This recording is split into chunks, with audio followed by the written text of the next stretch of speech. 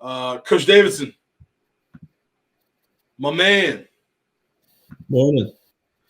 Morning. Hey, it's all good about the time difference. It gets me every time. Yeah, sorry about it, guys. So I'll go ahead and jump into it then. I've already wasted enough time.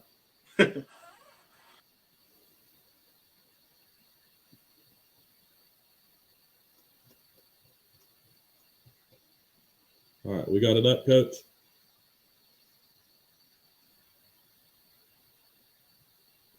Yeah, it's up there, Coach. You're good. All right. So I'm Dean Davidson. I'm the offensive line coach and co-offensive coordinator at Obion County Central High School in Troy, Tennessee. What we're going to talk this morning about is putting defenders in conflict. We'll talk a little bit about this past season. This was my first season there. We took a 4-6 team to 6-6. We got to win the fourth playoff game in school history. Our running back, we believe, was the first All-State nominee in school history. He was also the region MVP, probably the first time in our school history for that. As far as my offensive line goes, my left tackle was awarded Super 22. So that's for us. That's between All-State and All-Region. So really proud of him for that. I had one All-Region offensive lineman, my right guard, and then two honorable mentions with my center and right tackle. Get my left guard and my two tackles back this year. So I'm really excited about that. So we're talking about conflict this morning, putting defenders in conflict. And our working definition that we're going to use this morning is conflict is when a defender has two differing responsibilities on one play. So with the RPO and everything, it's become kind of a run-pass conflict everybody's looking for. But it doesn't always have to be a run or a pass conflict at the same play. Looking at run conflict kind of originated, as far as I can tell, with the bootleg, where the quarterback back in the days under center, turn his back to the defense, hand the ball off, and continue his fake for 3 or 4 steps. And that backside defensive end that most of us read now with zone read, he would have to decide, am I going to chase the run down from the line of scrimmage, or am I going to make sure the quarterback doesn't have the ball and throw it 30, 40 yards downfield? So that would be a type of conflict there.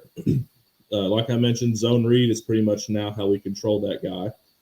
In the past, you can think about a cover 2 corner versus smash. Am I going to come up and play the hitch and get the corner thrown behind me, or am I going to sink and play the corner and go rally to the hitch? You can also think about a free safety in cover 3 against 4 verts. Got to pick one of those seams to cover. Quarterback ideally looking one way and throwing the other. But what this came to that we're really talking about this morning is the RPO, the run pass option, mostly where we're going to talk about having a run and pass conflict on the same play. But we're going to get a little bit deeper than that depending on the defense. So what we want to focus on, what your objective is we want to find where we are one-on-one and win that matchup. Down here at the bottom, I've kind of got my philosophy. Our head coach calls the plays. I don't. And I don't want to hear him in my ear on Friday night asking, why can't we block that guy if it's not somebody that the offensive line is supposed to block? So we've got to figure out who that extra guy is and control him some way. So where we are one-on-one can differ depending on the defense. It could be a hat for a hat in the box for the run. If we've got, 5 offensive linemen and a fullback or a tight end, maybe 6 blockers, if we can handle 6 guys in the box. If that 7th guy makes the tackle, I've got to be able to tell our head coach who's making that tackle and what we need to do to control him. We could be one-on-one on this for screen blocking on the perimeter. If that's our one-on-one, then I don't want to run the ball. As much as I love running the ball, I don't want to run it if we can't block for it. It could also be reading a second or third level defender. Our one-on-one could be in the RPO game with a receiver on a corner. So how do we do this? First, I got to identify our defensive structure because I like to attack 1 and 2 high very differently. We got to figure out who that extra guy is going to be based on the defensive structure there. If it's a 1 high team, that extra fitter is what I call that guy we can't block. He's down by alignment, whether it's a 3-3 or a 4-2. they've brought him out of the roof from too high. He's in the box, might be a linebacker, might be a safety, depending on how they're playing it. But either way, it's a guy we can't block, and he's brought down by his alignment. With too high, depending on our formation, it could be primarily going to be outside linebackers and safeties who that extra guy is. So again, we got to figure out who it's going to be and RPO off of that. So when we figure it out who the extra fitter is, now we've got to figure out what his rules are and use them against him. In general, I think the best way to attack one high is with zone read. Maybe get some extended triple option concepts that we'll draw up here in a minute. And with too high, I think we're looking more for the RPO. So again, it's about how the defense fits the run. Traditionally, we're going to get a run fit, something like this, if I can get my pencil working right, where the star that we call him now used to be kind of the will linebacker. He'd be responsible for that backside B gap. And we could RPO, we could read him, run something like a double slant concept behind him where he can't cover both, right? If he comes up to play the run, then you throw the slant behind him. If he stays back, then we've got our 6 for 6 in the box. What defenses have done now is they have worked to take him out of conflict. They call it slinging their fits. I traditionally just think about it as option run fits because you'd have your dive player, your quarterback player, and then depending on cover 2 or cover 4, one of these two would be your pitch player. That's why I don't really care for zone read against too high because your quarterback player and pitch player they can make the play. And I like it better against one high that we'll talk about. But when they're having their option run fits, they'll fit it up something like this to where now the strong safety is responsible for a gap. So instead of the backside will star linebacker being in conflict, it's going to be the safety. So again, you got to figure out how the defense is trying to attack you and use their rules against him. So that's with 4 down. I'll never be accused of only drawing 4 down because I think we see 3 down way more. But the old 3-4 run fits would look something like this. Same deal. The star is still in conflict here. We could still run that double slant concept backside. And now on the right, you see the tight front. If you're like us, you saw it almost every game this season. And it's what I would run if I were a defensive coordinator for the same reason.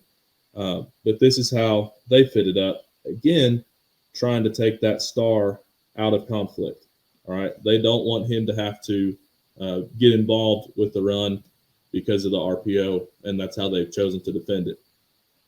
So looking at some ways to attack too high right here, especially with the tight front, I think zone insert is a great way. That's what I'd call force. I'm a Shanahan McVay guy personally, so all this terminology is stuff that I've adapted from them. But we would get I'd like outside zone here where we get the box blocked like this. So we've got 5 offensive linemen and a fullback. They've got 6 in the box. We can handle all 6 with our 6. Now what we've got to figure out, again, is who is number 7 that we can't block. If they're the tight front, they're probably already having those sling option fits. So my first look is going to be that play side safety. We faced a lot of too high, cover 4-ish, and so that safety's rule is if number 2 blocks, he has to even out the box for the defense. Well, who's number 2? It's the fullback. Okay, so if the fullback blocks, which we've got him doing here, that safety's rule is to get involved in the run game and to be that extra fitter. So the way that we could have our conflict there is run the glance right behind him. So we'd read the safety. Okay, if the safety gets involved in the run, they have 7 guys, we have 6. We can't block him. So where's our one-on-one? Right here. Remember, it's about finding one-on-one, being able to win that matchup. We've got 11, they've got 11. We've got to figure out who we can put somewhere better than who they've got there. And this is a place we'd have to be able to win that matchup. If the safety gets involved in the run game, quarterback pull it, throw the glance right behind him. So that's with zone insert there. You can also do this if you've got a backside defensive end, where you can run a split zone concept. All right, everybody else, we'd still be running outside or wide zone here. So now we've got 7 in the box, brought the tight end in. This would be 21 personnel. We've got 7, and they've got 7. Same concept. We got to figure out who their number 8's going to be. If it's too high, they're going to choose to bring one of the safeties down. If they're staying, in that cover 4 quarters concept, then it's probably still going to be that play side safety. So we can still read him and have our glance behind him there. Maybe they're running some sort of cover 6 is really what it would be with weak rotation, where they bring the backside safety down and bump everybody over a gap. We could also run X glance from this formation here because we've got single receivers to both sides. So we got to figure out, again, just which defender is going to be that extra guy, and we've got to be able to control him. Now, for you gap scheme guys, I've got power here too. You don't have to just run zone. Gap schemes are also very good for this. It's really just about being able to block the guys that are in the box. All right, so we've still got 7. They've got 7. We've got the quarterback protected from sea to shining sea, as I heard Brent Dearman call it once. I liked that analogy there. So he's protected in the box. We got 7 for 7. Same as last slide here. You can RPO off either safety once you figure out which one's coming down with a glance. So let's look at single high now, how we can attack them. Now, single high defenses are not going to have their sling run fits because, again, that extra defender is already down by his alignment. They have already got more than we can block. We've got 6 guys. They've got 7. All right, and that's from a 4-2. Same with the 4-3 or a 3-3. You're going to have each stack responsible for those 2 gaps, and then they'd have the jack off the edge right there. The same deal. They've got 7. We've got 7. So we have to look towards the perimeter really for our one-on-ones, but also understanding that the safety is really a half player to each side based on his rules there.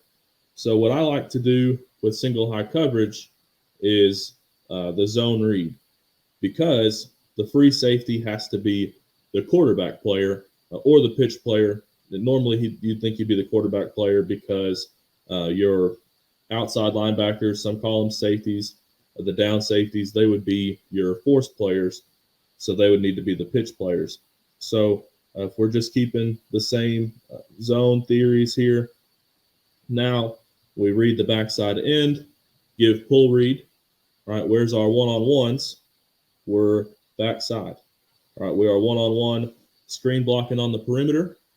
We are one-on-one in the box if you don't count the end. So if he's going to add himself to be the 7th run defender, then we're one-on-one with the quarterback pull. If the defensive end is going to stay and play the quarterback, we're one-on-one in the box. Now, what I don't want to do is RPO here. A very common way to block for RPOs is what a lot of people call a zone lock, where we're manning the backside and reading that inside defender. Let's just keep it consistent with double slants. All right, you could be, we'll even go with the cover 3 beater with the dragon concept slant arrow. So if the quarterback is reading the mic right here for his give or pass read, the mic doesn't care that there's anything going on out here because it's not his responsibility. If the mic sees the run action, his rule is to come up and fill that A gap. All right, so we're still, we're not in a good position there. We could be given a pass read, or we could be given a run read into a box that we can't block. So I don't think that RPOs against single high defenses, I think that you're more so relying on a kid not to do his job, which is something we want to rely on pretty frequently, but not something that this place is not where I really want to rely on it. I think we're better off trying to read and read the first level and make that even out our box. So I kind of drew up one just regular zone read. We'll look at some zone read triple option here. Again, keeping just with outside zone. We'd still read the defensive end. Now we can run either a bubble concept where we read the defensive end, and then we read the star for a pitch key. If the quarterback pulls it, we could either run bubble or smoke. A lot of people call it now screens, right, where the slot receiver goes to block the corner. Either way, that's our one-on-one. Just another way to give the defense a little different things. Maybe you've got guys that you don't really like blocking out there on the perimeter, especially for your quarterback. You're already nervous enough about getting your quarterback involved in the run game, and you don't want to have 160-pound receivers blocking for him out there. So maybe you end up throwing a concept like this. Another thing that I like versus one high is zone load. So you'll see these formations, the first one and this one right here. I always like having two receivers to the front side versus one high because it takes the force defender out of the box. All right, so now they kind of have to force with the defensive end here. So again, if we're keeping outside zone, this is how we would look, or wide zone. All right, so now we can read the defensive end. The play side force defender's gone for the running back. We'll block him with the tight end there. And then the fullback, instead of having that split zone block, is going to loop around and load block for the quarterback. So again, where's our one-on-ones? If the defensive end stays home for the quarterback, we've got 5 for 5 for the running back. If the defensive end crashes for the running back, we've got either 1 for 1 with the fullback and the jack, or you could count it 2 for 2 if you count the fullback and the X receiver backside. So that's our one-on-ones there. And then the free safety in the middle of the field is supposed to be the quarterback player. But again, this is where I do like to count on kids not doing their jobs. We had a play this season where our quarterback ran for 70 yards because they were playing one high defense. The free safety chased the run, even though he had to be the quarterback player, and the quarterback hit his head on the goalpost. He took off. So let's look at some different formations you can use to induce this conflict. All right, we want to use our formations for a purpose. We don't want to just be calling formations randomly, but you want to know how your formation is going to stress a defense and then be able to attack that exploitation there. So what I like to do against two high defenses, if they're slinging their run fits, is any formation we can to get two receivers, to get twins backside. If they're going to keep that 3-over-2 and take that apex defender out of the run fit, I want to keep two guys backside because now we're even to the front side, except for the corner that I don't really ever want to block. We can either run him with the glance, or we're going to scoop the wide receiver under there and block a safety because corners don't want to tackle. So anything where we're too high and they're taking those option fits, and we can get 3-over-2 backside, that's a great way to do it. Anything with twins backside. Next is something that you're not going to see from many spread teams, but I think a lot of people are missing out on a formation like this. Another way to get twins backside, this would be West slot. In Shanahan McVay terms, slot brings the Z to the backside slot. You're again going to force 3-over-2 backside, or you're going to force them to bring a corner over. And then you're still going to be able to check if the defense is slinging their fits. So this might be a good early game formation if you don't know if they're going to sling their fits or not. You can still run something like the double slant concept there and still get everybody in the box except the corner blocked. All right, so maybe if you got a fullback or a second tight end, we can still get everybody but the corner blocked, and the corner's got to be the force player for the outside gap there. So great formation here.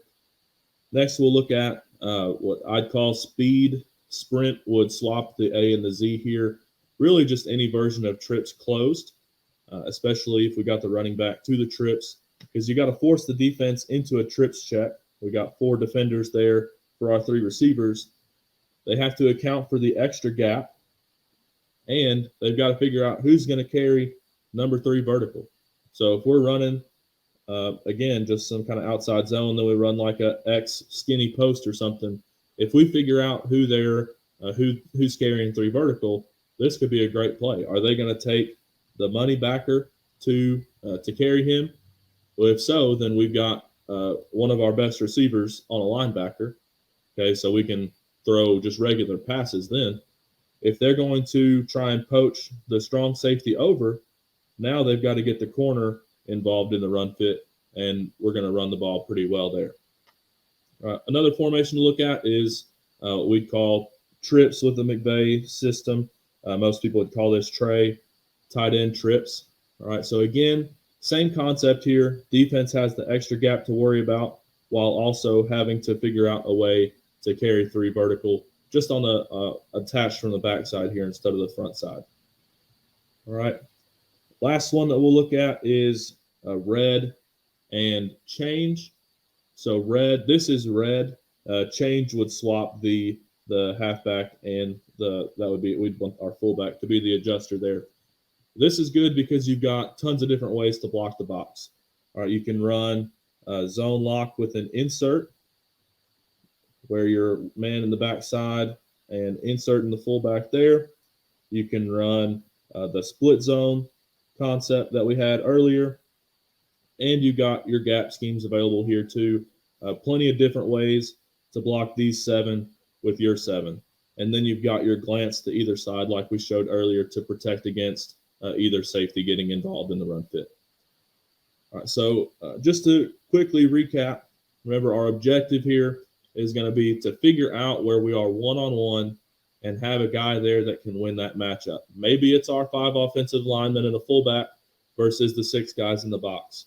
That's ideal as far as I'm concerned. But when they bring that 7th guy in, we've got to figure out a way to control him. Maybe our one-on-one then becomes a wide receiver against the DB. Maybe it's that glance route, that one-on-one with the corner. Maybe it's blocking on the perimeter for a pull read. Maybe it's a screen option there, a run screen option, the triple option that we drew up there. So figuring out where we are one-on-one and winning that matchup. How we're going to attack the defensive structure. Too high. Again, we're going to want to find some way to block these 6 with our 6 or 7 with 7.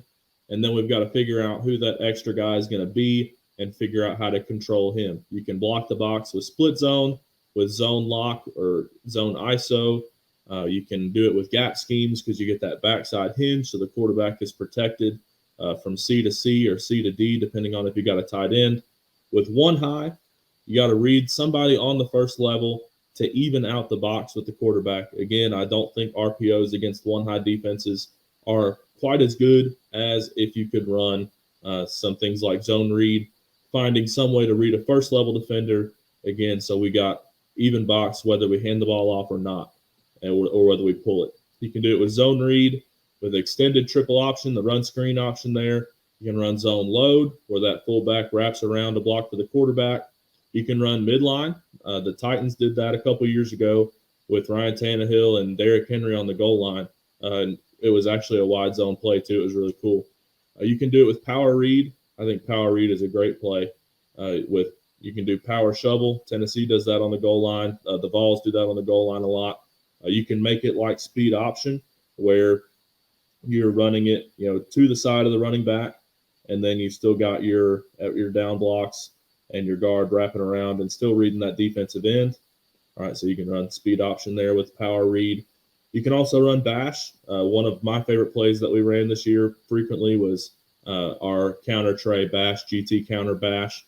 Yeah, I think you can even do it with wide zone too, where your running back is running away from the wide zone blocking, and if the quarterback gets a pull read, he's now running for wide zone. So I think that's a good way to attack the defense there, putting those defenders in conflict and understanding how they're in conflict and how to exploit it. So hopefully that helps y'all with conflict there, some of my philosophies. If you want to hit me up on Twitter or YouTube, you can go at Coach_D Davidson. Don't have much on YouTube yet. I'm pretty active on Twitter. I'm coaching middle school baseball right now. And once our season's over, I plan on trying to get some stuff out on YouTube. Coach Tatum's done a great job starting his channel up this year and hoping to emulate something like it.